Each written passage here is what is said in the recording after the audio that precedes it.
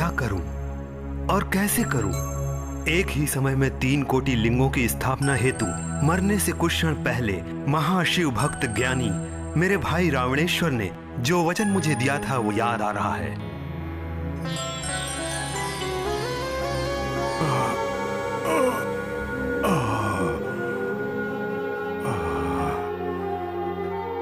मेरे किए हुए पापों की अच्छी शिक्षा मिल गई मुझे। हे परमेश्वर,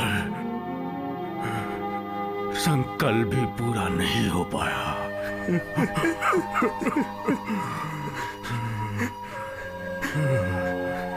विभीषण भैया, क्या तुम मेरा एक कार्य संपन्न करोगे? हाँ भैया, आपकी इच्छा अवश्य पूरी करूंगा। यदि तुम वचन दो कि तुम कार्य अवश्य पूरा करोगे, तभी मुझे मोक्ष प्राप्त होगा। तुम वचन देते हो? भैया, मैं आपका छोटा भाई हूं भैया। यदि आपकी एक इच्छा को भी पूरी ना कर पाया तो आपके छोटे भाई होने का क्या लाभ होगा? कुछ भी हो जाए, मैं आपकी इच्छा अवश्य पूरी करूंगा, अवश्य पूरी करूंगा। विभीषण, अपनी इस लंका में मैंने 9 कोटि शिवलिंगों की स्थापना करने का संकल्प लिया था, परंतु केवल 6 कोटि लिंगों की ही स्थापना कर पाया। बचे 3 कोटि लिंगों की स्थापना का कार्य मुझसे पूरा न हो सका। अब तो मैं शिव सानिध्य को पा रहा हूं। मेरी मृत्यु के उपरांत तुम 3 कोटि शिवलिंगों की हमारे साम्राज्य लंकापुरी में स्थापना कर मेरे संकल्प को पूरा करो। मेरे संकल्प को पूरा करो। भैया, हम तो विष्णु भक्त हैं, साथ में प्रभु राम भी हैं। ऐसी स्थिति में शिवलिंगों की स्थापना कैसे करें? विभीषण भैया, विभीषण बोलिए भैया। वो तुम्हारा विष्णुदेव शिव का परम भक्त है। सृष्टि स्थिति लय आदि के लिए शिव ही मूल कारण है। मत्स्य अवतार लेने के उपरांत वो तुम्हारा विष्णु लंकापुरी में मत्स्येश्वर लिंग की स्थापना कर वैकुंठ को चला गया। विभीषण, विभीषण। हाँ भैया। ओम नमो नारायण मंत्र का दूसरा ही अक्षर रा एवं ओम नमः शिवाय का दूसरा अक्षर म, इन दोनों ने मिलकर राम का रूप लिया है। यही शिव एवं विष्णु दोनों का तारक मंत्र है। जो आज्ञा भैया। आपके संकल्प के अनुसार 3 कोटि शिवलिंगों की इस लंका साम्राज्य में ही स्थापना करूंगा। आपको वचन देता हूं भैया। विभीषण, मुझे समाधान मिल गया। मेरे सारे दुख दूर हुए। ओम नमः शिवाय, ओम नमः शिवाय, ओम नमः शिवाय। हर हर महादेव, हर हर महादेव।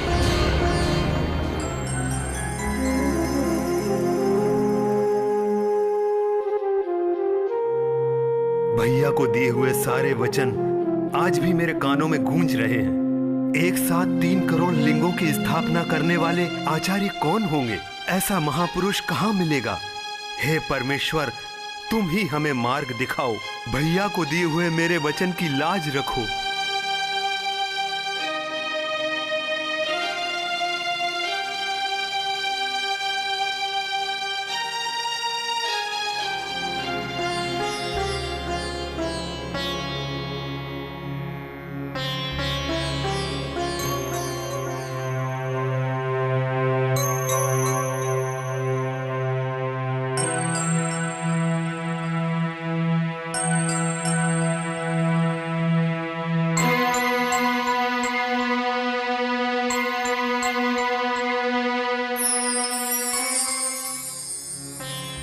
विभीषण, तुम्हारा वचन एवं रावणेश्वर का संकल्प सफल होने का समय अब आ ही रहा है। तुम्हें मलयाचल में स्थित अगस्त्य महर्षि के आश्रम में जाकर वहां जगत गुरु श्री रेणुकाचार्य जी से वार्तालाप कर उनके समक्ष अपने मन की व्यथा रखोगे तो जगत गुरु रेणुकाचार्य जी तुम्हारी इच्छाओं को पूरी करेंगे। तुम्हारा मंगल होगा। मेरा आशीर्वाद तुम्हारे साथ है।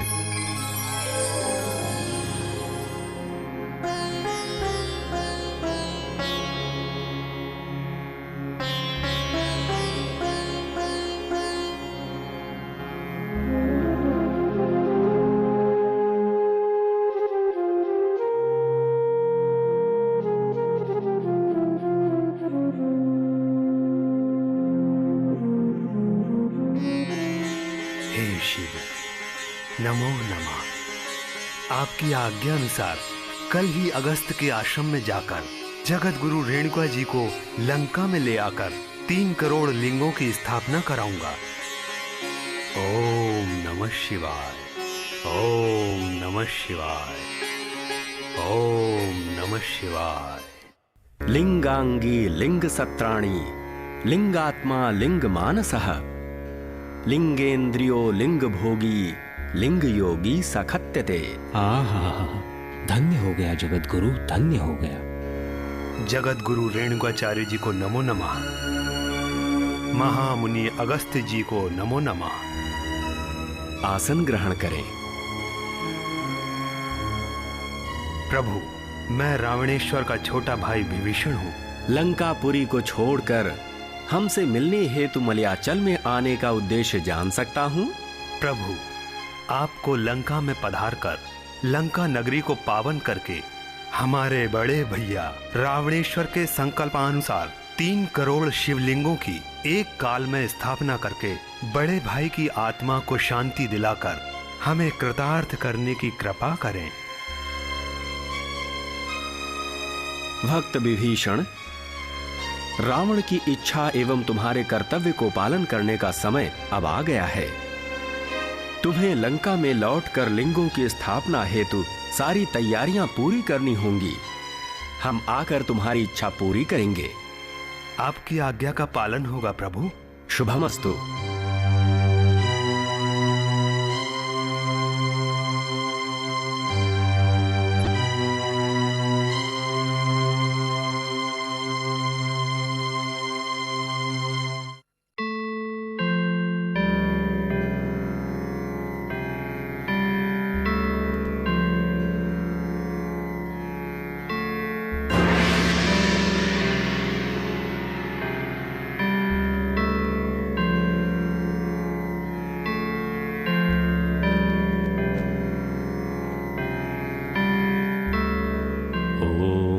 नमः शिवाय, ओम नमः शिवाय, ओम नमः शिवाय।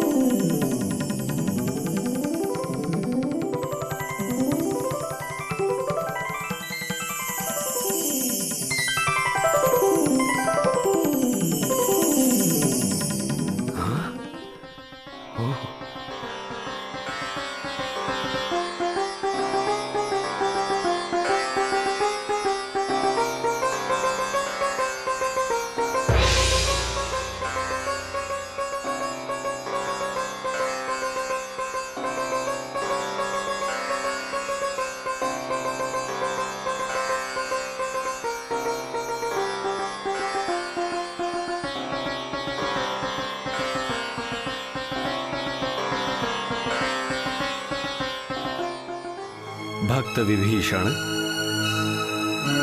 तुम्हारी इच्छानुसार एक साथ 3 करोड़ शिवलिंगों की स्थापना हमने आज ही संपन्न कर दी, जिसके कारण रावणेश्वर की आत्मा को शांति के साथ मुक्ति भी प्राप्त हो गई। धन्य हुआ प्रभु, धन्य हुआ। हे महागुरु, आप इसी लंका नगरी में ठहरकर हमारे मार्गदर्शक बनकर शिव तत्व शिवाचार्य का शिक्षण देते हुए हमारे साथ रहने की कृपा प्रदान करें। विभीषण, ठहरे जल की भांति एक स्थल पर रुके बिना बहते जल की भांति चलते रहना ही हमारा कार्य है। लोक कल्याण हेतु हमने अवतार लिया है, इसीलिए सकल जन को शिव तत्व, शिवाचार, शिव धर्मों का शिक्षण देते हुए वीर शैव धर्म के महाप्रकाश को दुनिया भर में फैलाकर माया नामक अंधकार में जीने वालों के अंतः चक्षु को खोलकर ज्ञान का प्रकाश दिखाकर शिव तत्व के अमृत को पिलाना चाहिए। अतएव अब मैं मातंग पर्वत की ओर प्रस्थान करना चाहूंगा। तुम शिव तत्व तथा शिवाचारों का पालन करते हुए धर्म पालक बनकर राज्य की वृद्धि करो। जैसी आपकी आज्ञा हो प्रभु। सुखी भव। ओम नमः शिवाय, ओम नमः शिवाय, ओम नमः शिवाय।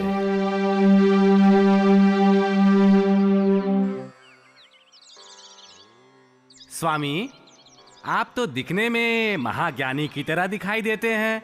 इस भयानक वन में कहाँ जा रहे हैं? मातंग पर्वत की ओर बढ़ रहा हूँ। ओहो, मातंग पर्वत की ओर? स्वामी, आपकी बुद्धि भ्रष्ट हो गई है। वो क्यों? उस पर्वत पर मातंग मुनि जी का एक पुत्र मातंग नामक अत्यंत क्रूर व्यक्ति रहता है। उस स्थल में यदि कोई चला जाए तो वो उनको लूट लेता है। व्यक्ति के पास कुछ न हो तो उसे तड़पाकर मार डालता है। अब हमको तड़पाकर मार डालने से उस मातंग को यदि संतोष मिलता हो तो हमें कोई आपत्ति नहीं। हे भगवान, इस स्वामी की मृत्यु तो अब निश्चित लगती है, इसीलिए इतना कहने के उपरांत भी वो उस तरफ ही जा रहा है। अब तो भगवान ही इसकी रक्षा करें। वो तो है भाई। चलो।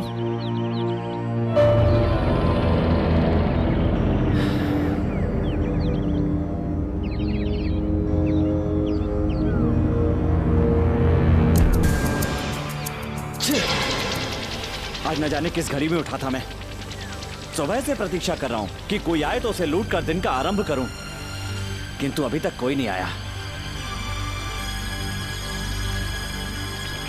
घर जाऊंगा तो पत्नी कहेगी, घर में कुछ नहीं बचा है, कुछ लाए हो कि नहीं? लूटने के लिए बैठा हूँ, किंतु यहाँ एक भी मानव दिखाई नहीं देता। खाली हाथ घर गया तो न जाने कितनी गालियां देगी वो।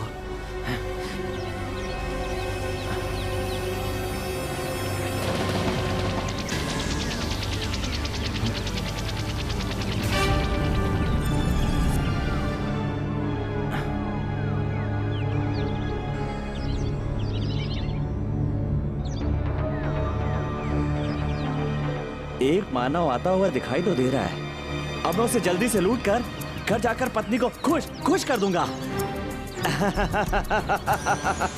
आओ, तुम्हारे पास जो कुछ भी हो उसे लूट लूंगा। आओ।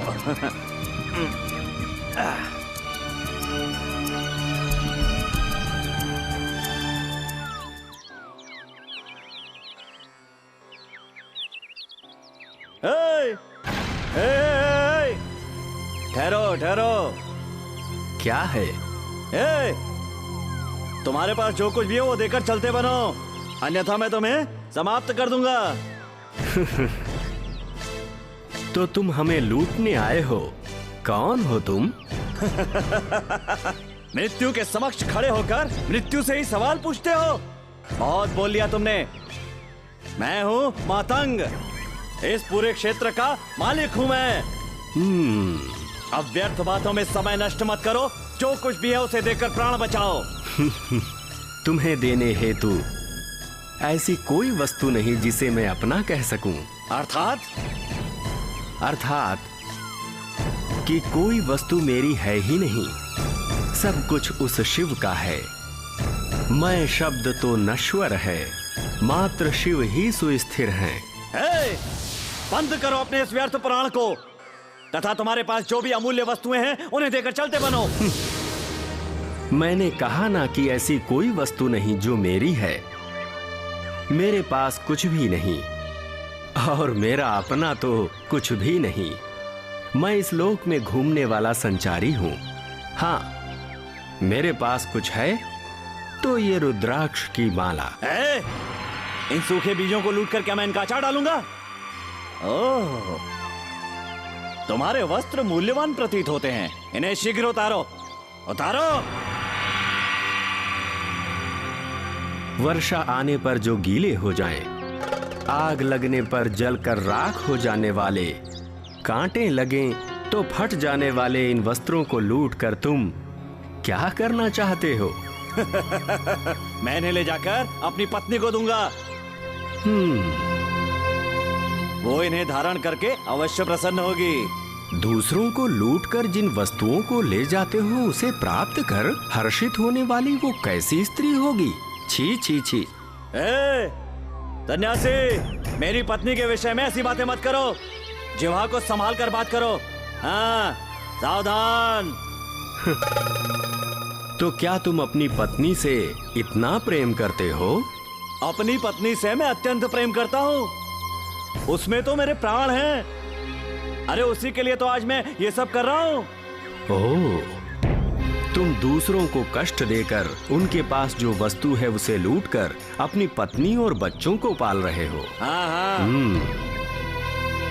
तुम्हारी इस हिंसा प्रवृत्ति के कारण तुम पर पाप कर्मों के जो ये बोझ आएंगे, तुम्हारे उन पाप कर्मों को क्या तुम्हारी प्रिय पत्नी भी बांटेगी? क्यों नहीं बांटेगी वो? मैं प्रतिदिन जो भी कार्य करता हूँ उसमें उसका भी भाग है, तथा मेरी पत्नी मेरे लिए कुछ भी कर सकती है। तुम्हारे कहने से ये बात सत्य नहीं होगी। अपनी पत्नी के पास जाकर उससे ये पूछो कि तुम्हारे इन पाप कर्मों की वो भागी बनेगी। अवश्य पूछूंगा। जाओ पूछो।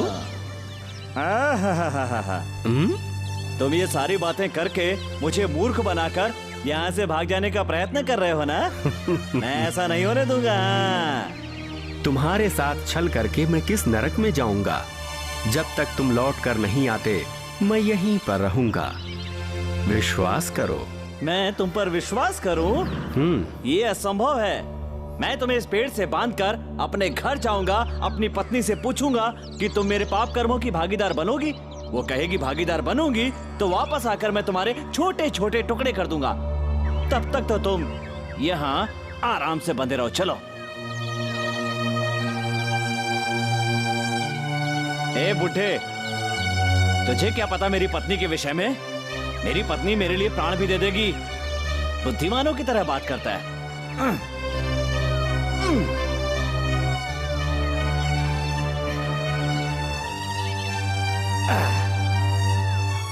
जब तक ना लौटूं यहीं पे बंधे रहो।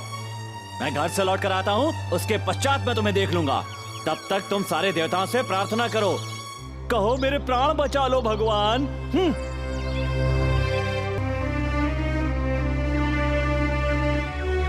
शिवोहम।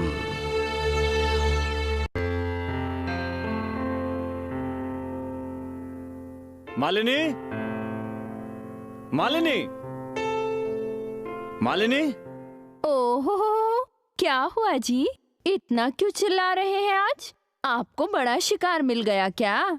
क्या लेकर आए हैं? दीजिए, दीजिए ना। हाय राम, ऐसा क्या हुआ? ये चेहरा क्यों इतना लटका है? अरे ये क्या, तुम तो कुछ भी नहीं लेकर आए। क्या हुआ? आज खाली हाथ क्यों चले आए? मालिनी, मैं खाली हाथ नहीं आया हूँ। अपने साथ एक अत्यंत बड़ी समस्या लेकर आया हूँ।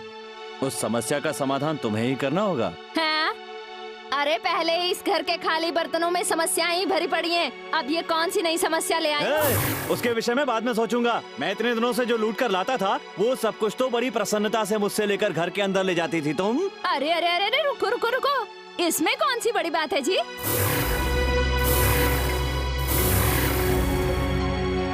पति की कमाई बांटने का अधिकार उसकी पत्नी का ही तो होता है। मैं जो कुछ भी लूटता हूँ पाप कर्मों की कमाई है ना वो सब? उसमें तुम्हारी भी भागीदारी है ना? मैं तुम्हारी कमाई की भागीदार हूँ, तुम्हारे सुख दुख में भागीदार हूँ, ये सत्य है। किंतु मैं तुम्हारे पाप कर्मों में भला क्यों भागीदार बनूंगी? हाँ, मैं जो कुछ भी लूट कर लाता हूँ वो सब तुम्हारे लिए तो है ना? धरती पर जितने भी पुरुष हैं, वो पाप की कमाई से अपनी पत्नियों को पालते हैं क्या?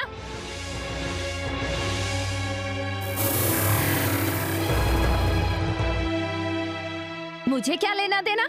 ऐसे पाप कर्म करने के लिए मैंने तुमसे कहा था क्या?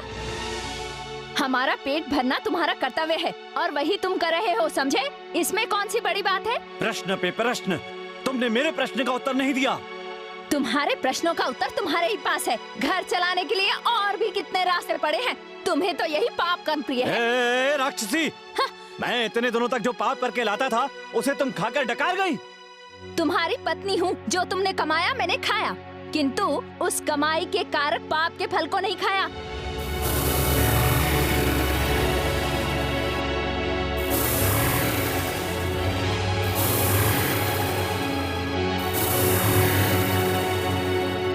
वो तुम्हारे पाप का फल है, उसके उत्तरदायी तुम हो।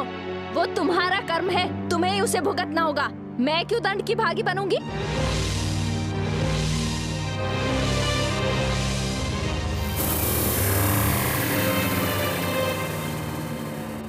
मैं प्रतिदिन जो भी कार्य करता हूँ उसमें उसका भी भाग है, तथा मेरी पत्नी मेरे लिए कुछ भी कर सकती है। अपने पाप कर्मों के उत्तरदायी केवल तुम हो, उनके दंड की भागीदार मैं बनूं, ये कदापि संभव नहीं। और सुनो, मैंने तुमसे कब कहा कि दूसरों का सर काट कर मेरा पेट भरो? अपनी पत्नी से मैं अत्यंत प्रेम करता हूँ, उसमें तो मेरे प्राण हैं। अरे उसी के लिए तो आज मैं ये सब कर रहा हूँ।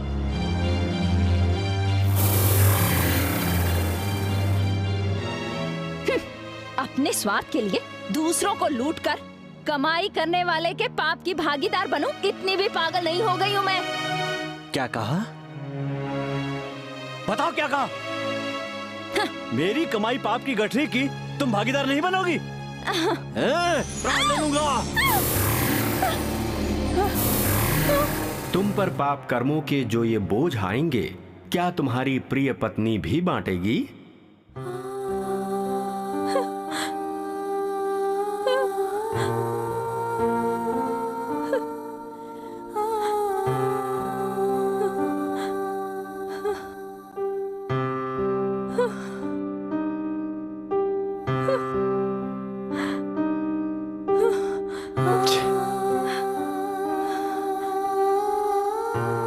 इतने दिवस तक रक्तपात कर करके पाप की गठरी का बोझ बहुत बढ़ा चुका हूं। अब तुम्हें मारकर नरक का भागीदार क्यों बनूं? हाँ, उस सन्यासी ने मुझसे सत्य कहा था।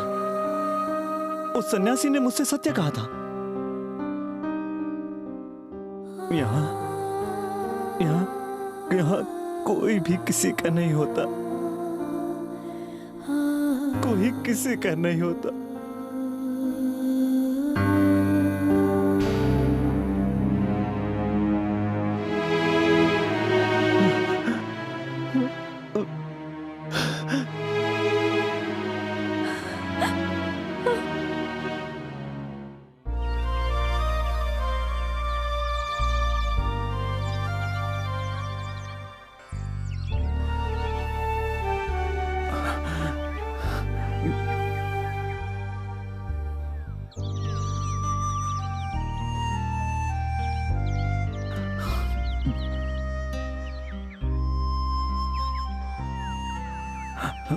महाप्रभु, मुझे क्षमा करें। आप सामान्य नहीं हैं, महाज्ञानी हैं।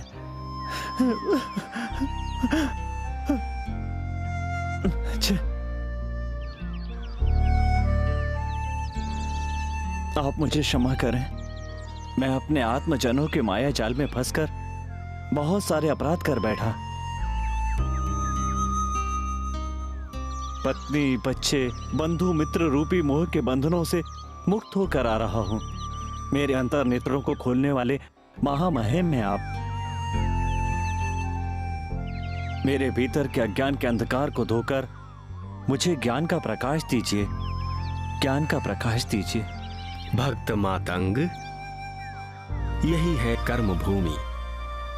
यहां जन्म लेने वाले सभी को अपना कार्य करना होता है, परंतु उन कार्यों से दूसरों को हिंसा, अन्याय, दुख नहीं पहुंचाना चाहिए। न्याय, नीति, सत्य, धर्म की राह पर चलना चाहिए। वही एक सच्चा कार्य होता है। जो कोई भी ऐसा कार्य करता है, प्रभु शिव उसे आशीर्वाद देते हैं तथा उसी से सबको संतुष्टि मिलती है। क्या मेरे पाप कर्मों के लिए प्रायश्चित का प्रावधान नहीं है? स्वयं से हुई भूलों को समझकर उन्हें जो ना दोहराए वही एक सच्चा मानव है। तुम मतंग मुनि के पुत्र होते हुए भी पूर्व जन्म में किए गए पाप कर्मों के ही कारण इस जन्म में दुष्ट बनकर पैदा हुए। अब तुम्हारे कर्म धुल गए तथा तुम पावन हो गए।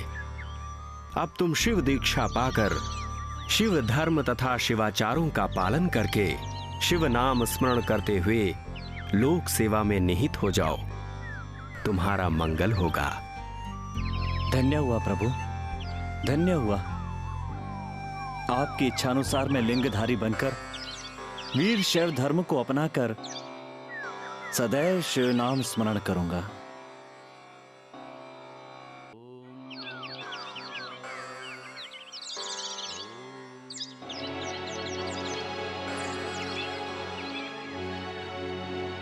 ओम नमः शिवाय।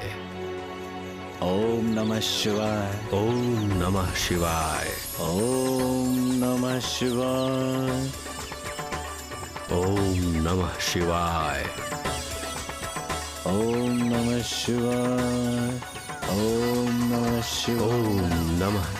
ओम नमः शिवाय। ओम नमः शिवाय। ओम नमः शिवाय। ओम नमः शिवाय।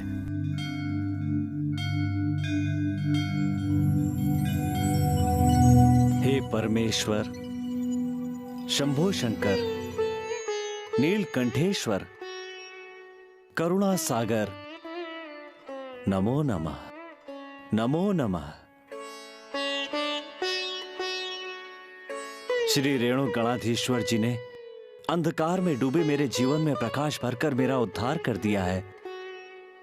आपकी कृपा दृष्टि मुझ पर सदैव बनी रहे। आपकी सेवा ही मेरा परम सौभाग्य हो। आप मेरी रक्षा करें, रक्षा करें। ओम नमः शिवाय। ओम नमः शिवाय।